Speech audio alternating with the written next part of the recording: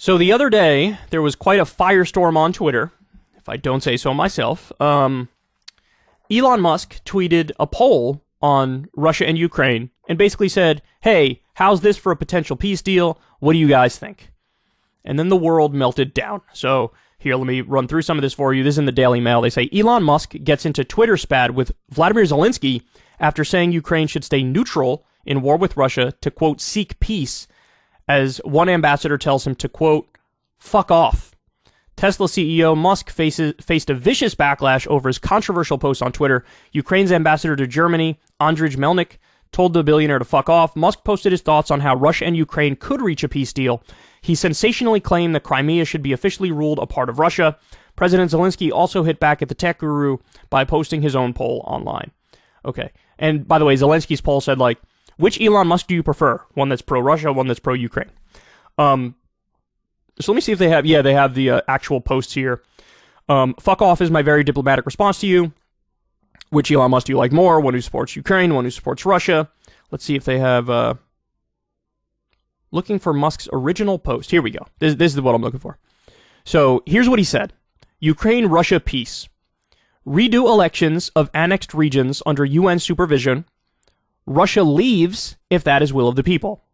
Crimea formally part of Russia, as it has been since 1783 until Khrushchev's mistake. Water supply to Crimea assured. Ukraine remains neutral. In other words, not part of NATO, not part of an alliance with Russia, just neutral. Okay? And then he said yes or no.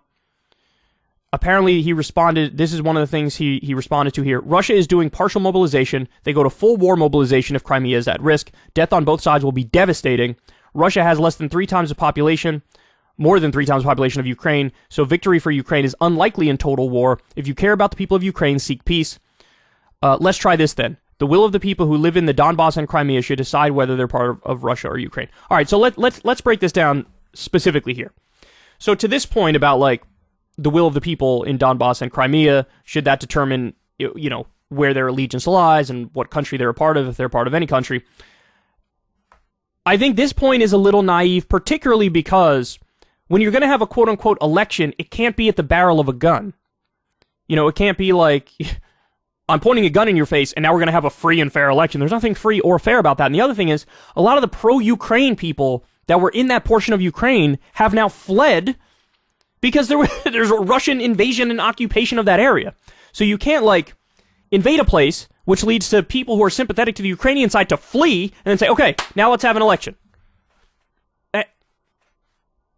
People would fear genuine, reprisal if you did have a vote and then a bunch of people voted for Ukraine. They'd probably fear, like, if people found out I voted on the Ukrainian side, am I going to get killed by a Russian soldier, right? So I don't think that's reasonable at this point, right? Maybe there was a time in the past where you could make a theoretical argument in that direction, but I don't think that's reasonable at this point in time. And also, by the way, the numbers of that so-called election were comical. I always say this, look, if you want to fake an election and you're an authoritarian leader, for the love of God, go with like 56%.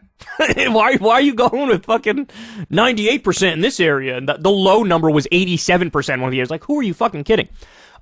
So that's one point. Now, my overall thoughts on this, though, are actually kind of complicated, because here's the deal. One of the main concerns that I have, and that I think many people have looking at this, is like, you don't want to do genuine appeasement Neville Chamberlain style, where like you make some sort of a peace deal, and then Putin just rips it up and goes and takes another non-NATO aligned territory to expand his sphere of influence and expand, resurrect what he wants to do, which is the Russian Empire, right? So you would feel dumb, historically, if it was a World War II-like situation where Neville Chamberlain was, he was shaking the peace deal, the piece of paper in his hand that he just made with Hitler, and he's like, we will have peace in our time, and it's like, turns out that motherfucker was unappeasable, and you got played for a fool, right? Now, having said that, that is a genuine concern, for real, it is. But the other part of the equation is like, what if it's not like World War II? What if it's not like World War II? What if you make some sort of a peace deal and the peace actually sticks? well, then that's a different conversation. Now, you still create a bad precedent, right? Because the precedent is a big country can invade a smaller country, make demands, and then you meet like 30% of their demands, and they walk away going, rad, that worked out. So now you just laid the precedent of any larger country can invade any smaller country and go in and make demands, and then they're going to get some percentage of their demands. That's a terrible precedent to set. But then on the flip side of that, if we don't go down the path of some semblance of some kind of peace process and peace deal, what is the alternative? The alternative is either endless conventional war for 5 years, 10 years, whatever the fuck, where tens of thousands, maybe hundreds of thousands of people die, lives wasted, or beyond that, and we're having this conversation already, Vladimir Putin decides, I'm going to cut this off right now, and he uses a quote-unquote tactical nuclear weapon. So, here, let me show you this. This is in the Telegraph, but this was reported in a number of different places. Nuclear weapons convoy spotted in central Russia sparks fears Putin could be preparing test to send signal to the West. So, this is what we've been dealing with. He's been making overt nuclear threats over and over and over. And, I don't know what the percentage likelihood is that he would actually do it, but I don't want to fucking find out, dog. I don't want to find out. So, really, look, the reality is there are no good answers here. And that's the part that pretty much nobody is acknowledging, that there are no good answers. There's no way out of this where, you know, it's a victory. There's only bad and less bad answers, and we don't know which is the bad one and which is the less bad one. Because no peace process, no peace deal means endless fighting, 5 years, 10 years more, tens of thousands, hundreds of thousands of people dead, all to eventually at some point everybody gets war tired and then says, yeah, maybe we will make some kind of peace deal. Or nuclear war, World War III, that is definitely a potential thing.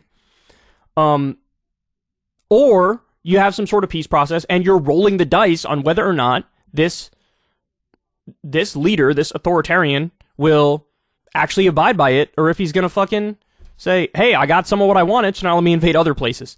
Now, Crystal makes the point, I think this is a fair point. It's not like this has gone good for Russia, right? Like, the economy took a big hit, there's dissent from within the ranks of, you know, Putin's inner circle, they're drafting 300,000 people, 200,000 at least have fled the country, probably more, people don't want to fight on the front lines, so it's like, it has gone terribly, so maybe that alone is like a disincentive, where he's like, I don't want to fucking do this again, so if you make a peace deal, it might actually stick. But again, you don't know, because if he values expanding the territory more than he values, like, the current economic situation and the well-being of his people, then he could just say, fuck it, you know, I don't care, I'm going to continue, and I'm going to take more territory. So, I don't know what the answer is. Look, I don't actually blame Elon Musk for dabbling in this idea and putting out a potential peace agreement. I just think that part of what he lists here is kind of naive and silly, right? But I'm not as everybody who was like dogpiling him and roasting him and just being like, you're a fucking idiot and all this stuff, or, you know, you're pro-Russia or what. I think that's a little too far. I think it's a little silly. I do think a conversation about a peace agreement is reasonable. I just think it needs to be maybe a less silly and naive peace agreement, you know, like redo the election in the Donbass. Like, what are you talking about? So anyway, as you could tell, my thoughts are all over the map on this, because I used to believe, hey man, I do think it's probably the main reason Putin's doing this is because of NATO expansion and he felt like Russia was under threat and all that stuff. I used to believe that. But then as time has gone on and I've listened to things Vladimir Putin himself has said, now I don't have that perspective. I have the perspective that I never would have expanded NATO in the first place because I don't want to give him an excuse to do something like this. But when he says himself, like, he's basically trying to rebuild the Russian Empire and that he doesn't think Ukraine is a real country and stuff like that, then I look at that and I go, oh, well, he was going to do this anyway, regardless of what the West did. So if he's going to do it anyway, then that means he's sort of unappeasable in a sense, right? And so if he's unappeasable, what good is a peace deal? Because he can just fucking ignore it. So I don't know. I don't have the answers. My final point I'll make is this. You will, at some point, need to do a peace deal because, again, I think the alternative is worse. The alternative is extended war, potentially nuclear war, potentially World War III, So you have to try the peaceful route. Now, if the peaceful route doesn't work, at least we could say we tried, right? At least we can say, look, we did everything we could, and he made crystal clear, I ain't interested at all. So that's my take on it. Like, I would reluctantly, with eyes wide open about the potential fallout here, do a peace deal and let the chips fall where they may. Hey y'all, do me a favor and like and subscribe. It helps out big time in the algorithm. Click the bell as well for notifications when videos drop, and watch that video on screen right now. You know you want to.